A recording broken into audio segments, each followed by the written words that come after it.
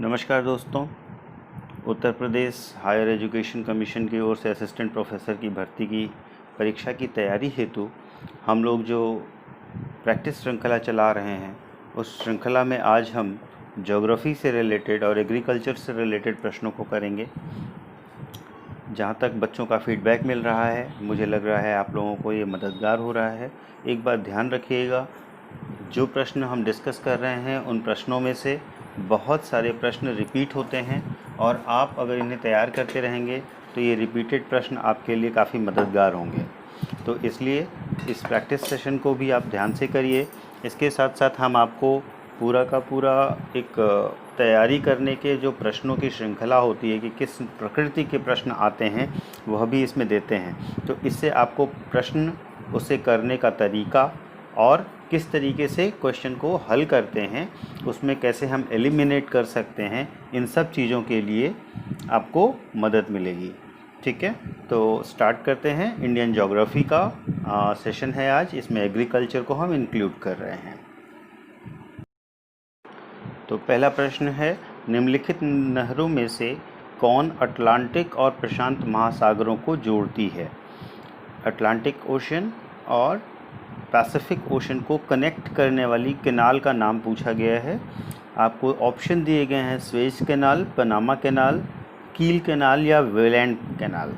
ठीक है, इसमें ये पॉपुलर क्वेश्चन है, बार बार रिपीट होता है, ध्यान रखिएगा। पनामा कैनाल वो कैनाल है जो बेसिकली अटलांटिक और प्रशांत महासागर को जोड़ती है।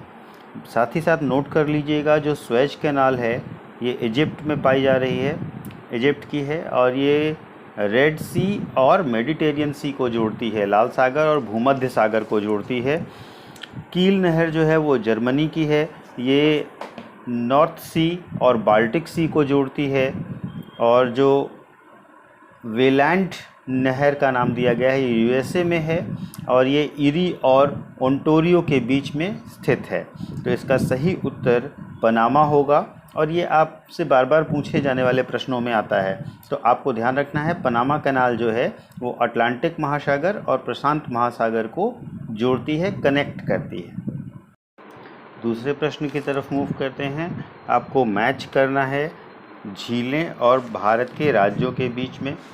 4 झीलें दी गई हैं, सला झील, हेफलांग झील, लुनार झील और तलवारा झील। ऑप्शन है महाराष्ट्र, अरुणाचल प्रदेश, राजस्थान और असम। आपको मैच करना है। अब देखिए, जैसे ये प्रश्न है तो इस प्रश्न में अगर आप थोड़ा सा भी न्यूज़पेपर पढ़ते हैं तो आपने पढ़ा होगा, अभी थोड़े समय पहले लोनार लेक की न्यूज़ निकली थी जो इसका पानी रेड हो गया था, शायद आप लोगों ने ध्यान दिया हो।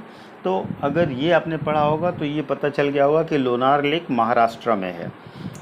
सिंपल। अब आप इन ऑप्शंस में से देखिएगा तो सी का 1 केवल और केवल एक ऑप्शन में है, यानी कि सी में। तो इसका करेक्ट आंसर सी ऑटोमेटिकली हो जाएगा, इसमें कुछ भी नहीं। अगर आपने एक सिंपल करंट अफेयर्स पढ़ा है तो भी आप इसे कर सकते हैं। अब हम इन झीलों के बारे में आपको बता देते हैं, थोड़ा सा आपको तैयार करने की सुविधा होगी। तो जो सला झील है वो अरुणाचल प्रदेश के तवांग में है, ठीक है, और जो हेफलांग झील है वो असम में है, ठीक है। लोनार लेक के बारे में मैंने आपको बता दिया है। लोनार लेक, ध्यान रखिएगा, ज्वालामुखी क्रिया से बनी है, वॉल्केनिक एक्टिविटीज़ से बनी हुई झील है और अभी हाल ही में इसका पानी रेड हुआ था और ये न्यूज़पेपर्स में बहुत प्रोमिनेंटली निकला था। तो इसलिए आपको लोनार झील वैसे भी याद रखनी है, इससे रिलेटेड क्वेश्चन पूछा जा सकता है। और ये भी ध्यान रखिएगा इसके साथ कि ये एक वॉल्केनिक एक्टिविटी से बनी हुई लेक है। और जो लास्ट है तलवारा झील, वो राजस्थान के हनुमानगढ़ ज़िले में है, जो कि एक सीजनल लेक है, ठीक है। तो ये इसके 4 ऑप्शंस को मैच करने के लिए हो गया। अगर आप सिंपली एक भी याद रखे होते तो आपको ये क्लियर हो जाता। नेक्स्ट प्रश्न की तरफ मूव करते हैं। अगला प्रश्न है, यूरोप की 4 राजधानियों से होकर प्रवाहित होने वाली नदी है वो रिवर जो 4 capital of Nations in Europe cover करती है? डैन्यूब, म्यूर्स, राइन या लोयर? तो इसका सही आंसर डैन्यूब है। देखिए, बाकी 3 नदियां हैं जिनमें से राइन का नाम आपने ज़रूर सुना होगा, लेकिन बाकी को आपने नहीं सुना होगा।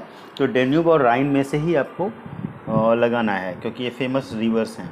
अब डेन्यूब रिवर्स के बारे में जान लीजिएगा। डेन्यूब रिवर जो है वो मिडिल यूरोप में बहने वाली दूसरी सबसे बड़ी नदी है और ये 4 देशों की राजधानियों से होकर बहती है, जिनमें ऑस्ट्रिया की वियना है, स्लोवाकिया की ब्रातिस्लावा है, हंगरी की बुडापेस्ट है और सर्बिया की बेलग्रेड है। इन 4 राजधानियों से होकर यह नदी बहती है। दूसरी खास बात भी ध्यान रखिएगा इसी के साथ कि यह नदी कुल 10 देशों से होकर बहती है, यानी कि इसका जो पूरा का पूरा बहाव क्षेत्र है वो यूरोप के 10 देशों को कवर करता है। इस प्रकार अब नेक्स्ट क्वेश्चन पर मूव करते हैं। हीरे की प्रसिद्ध किम्बरले खान किस देश में है? किम्बरले हीरे की सबसे फेमस खान में से आती है, माइन में से आती है। और किम्बरले जो है वो साउथ अफ्रीका में है, नॉर्थ केप प्रोविंस में।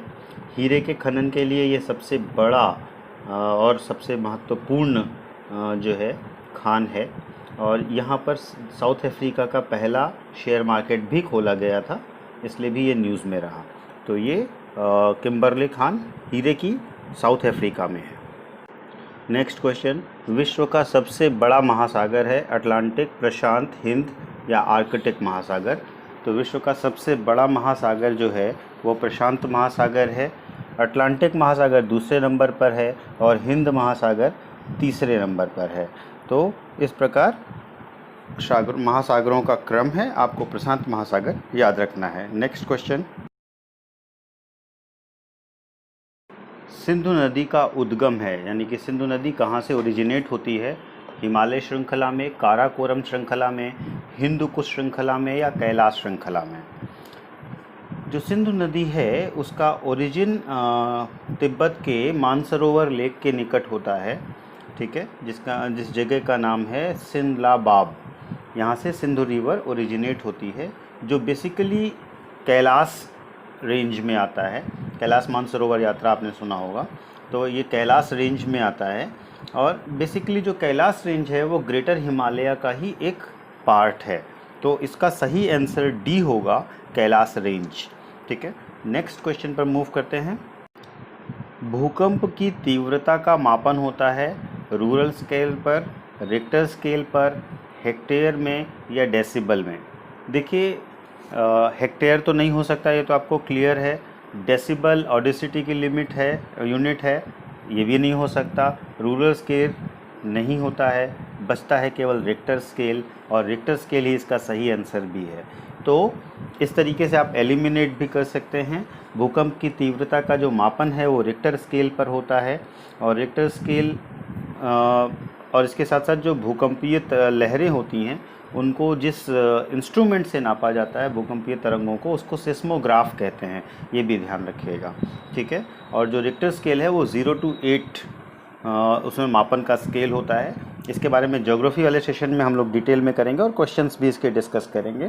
तो ये जब हम लोग आगे डेप्थ वाले पोर्शन कवर करेंगे वहाँ पर कवर हो जाएगा। अगला प्रश्न, प्रायद्वीपीय भारत का सबसे दक्षिणी बिंदु कन्याकुमारी स्थित है। कर्क रेखा के उत्तर में, ट्रॉपिक ऑफ कैंसर के नॉर्थ में, भूमध्य रेखा के दक्षिण में, जो आपका भूमध्य रेखा है उसके साउथ में, मकर रेखा के दक्षिण में, ट्रॉपिक ऑफ कैप्रिकॉर्न के साउथ में, भूमध्य रेखा के उत्तर में। अब देखिए भारत की जो स्थिति है अगर हम उसकी बात करें तो जो कर्क रेखा है वो लगभग भारत के बीच से गुजरती है, लेकिन अगर हम साउथ में जाएं, कन्याकुमारी सबसे सदर्न पॉइंट है, तो भूमध्य रेखा जो है वो उसके नीचे आएगी।